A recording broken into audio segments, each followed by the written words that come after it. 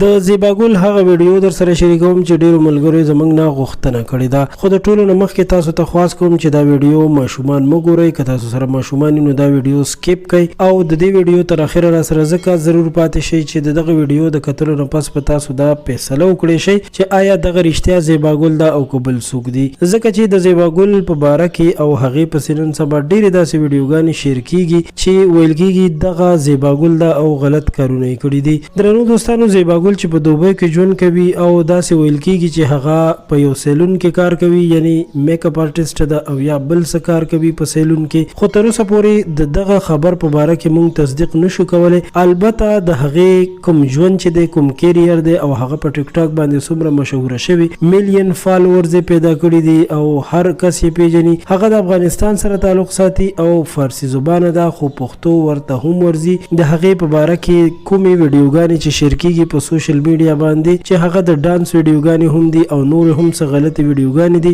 خو شکل یې د زیباګل سره یو شانتي دی. خو قدرمنو، دغه ویډیوګانې موږ هم کتلې دي او د دغه ویډیوګانو په باره کې به موږ دا ووایو چې دغه زیباګل نه ده، بلکې زیباګل پسې هسې چا دروغ جوړ کړي دي. خو قدرمنو دوستانو، دغه ویډیوګانې چې موږ ته په لاس راغلي دي خو تر اوسه موږ نه دي کتلي، خو کوم تصویرونه چې موږ وکتل او د هغې نه داسې معلومېدله چې دغه زیباګل نه ده، بلکې د زیباګل یو همشکل څوک جینۍ ده او د زیباګل د بدنامولو کوشش یې کړی دی، ناروا حرکات یې کړي دي، غلط کارونه یې کړي دي، غلط ډانسونه یې کړي دي او داسې کارونه یې کړي دي چې په هغې سره یو انسان وشرموي. د زیباګل موږ ډېرې ویډیوګانې کتلي، په ټیک ټاک باندې مو کتلې ده، خو داسې بې شرمي نه ده کړې. نو تاسو ته خواست کوم چې هسې یو خبرې له هوا مه ورکوئ تر څو پورې چې د هغه خبرې مکمل تصدیق او مکمل معلومات نه شوي. ستاسو ټولو یو ځل بیا هم ډېره مننه کوم چې تاسو موږ سره د خان کلیک چینل د دې ویډیو تر اخره پاتې شوئ. تر بیا مو په لوی الله سپارم.